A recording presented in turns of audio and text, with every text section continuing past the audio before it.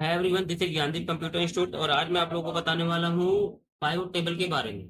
तो चलिए सबसे पहले स्टार्ट करते हैं, हम डेटा बनाते हैं। सबसे पहले हमने टाइप किया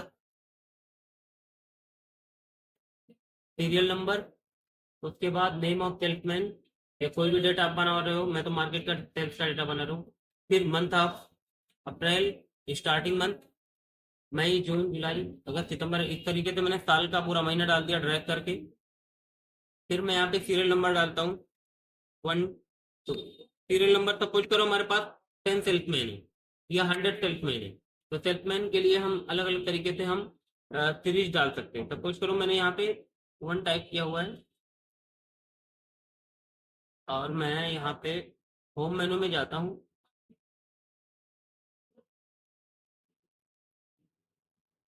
होम मेनू में आपका ये रहा फिल, फिल पे जाएंगे, सीरीज पर जाएंगे और यहाँ स्टार्टिंग मंथ है, स्टॉक वैल्यू में डालूंगा। यहाँ रो की जगह मैं कॉलम डाल दूंगा और यहाँ पे मैंने सपोज करो 20 डाल दिया, तो 20 सीरीज तक का मेरा डेटा ओके हो जाने चाहिए। ये देखिए आपके सामने 20 सीरीज का डेटा मेरा ओके हो गया। अब मैं name of the salesman suppose करो मैं डाल रहा हूँ सुनील।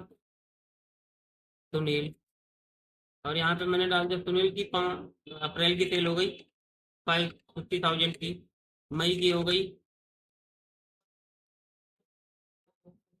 25,000 की, जून की हो गई 56,000 की, जुलाई की हो गई 45,000 की।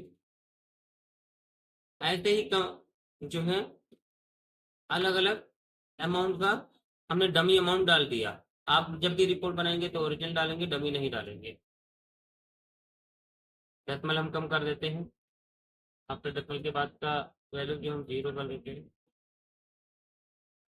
अब एक और डेटा बनाते हैं, सपोज करो हम एक ही डेटा बना रहे हैं, इसके अलावा एक और बना देते हैं। सपोज करो रेखा है,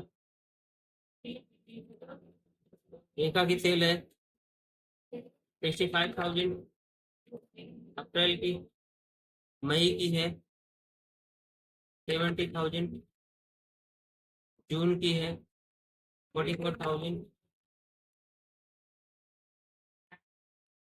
ऐसे ही हम इसको डमी अमाउंट ले लेते हैं बाकी।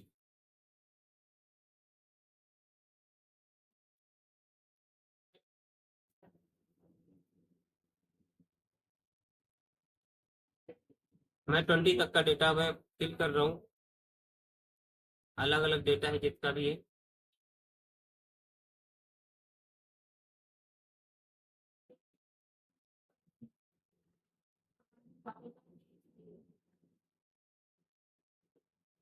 ये आपका डेटा हो गया, यहाँ पे अलग अलग नाम हो गया, A B A C।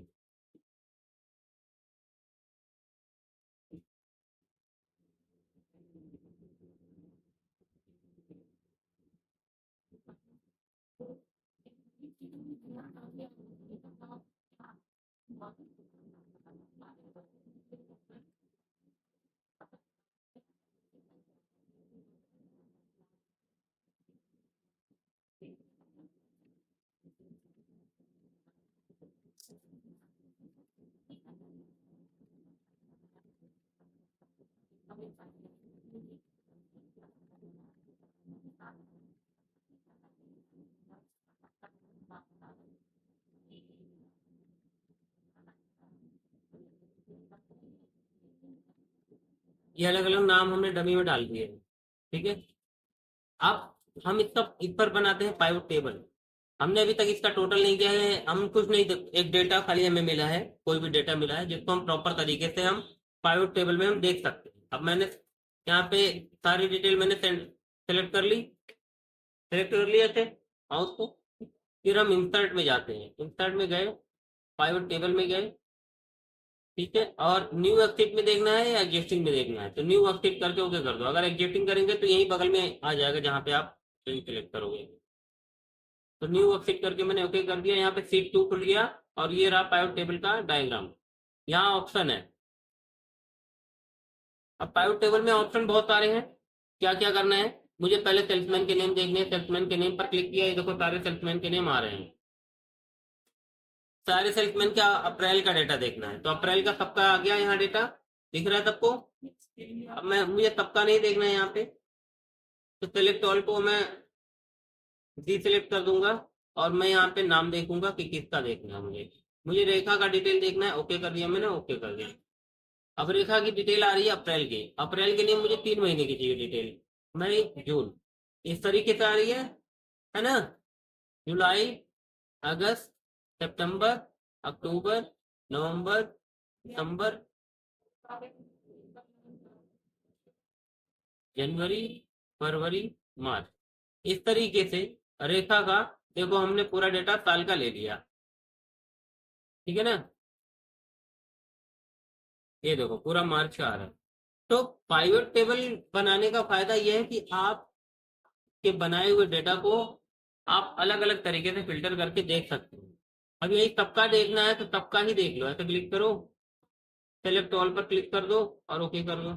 अब सबका पूरा डेटा आ गया, देखो प्रॉपर सिस्टमेटिक, ठीक है। और यहाँ पे देखो ऑटोमेटिकली सबका टोटल भी दिया हुआ है कि अप्रैल में सबकी सेल मिलाकर कितनी हुई है, 3,38,50,000। मई में आया है 89 लाख रुपए, ठीक है। तो इस तरीके से आपका डेटा बिना बताए बिना बनाए आपका डेटा तैयार है, राइट, ठीक है ना। या मार्च तक का पूरा डेटा आपका तैयार है। तो ये आपका पाइवट टेबल का यूज है कि इस तरीके से आप फिल्टर करके अलग अलग डिजाइन में अलग अलग तरीके से देख सकते हैं। इसके अलावा और भी यूजेज है, आप चाहो तो रो में डाल के देख लो सेल्समैन वैल्यू, चाहे कॉलम में डाल कर देख लो, पर इसमें थोड़ा सा डेटा ज्यादा है अभी फिलहाल के लिए, तो टफ लगेगा आपको। एज ए बिगिनर सिर्फ इतना ही जानो पाइवट टेबल का, उसके बाद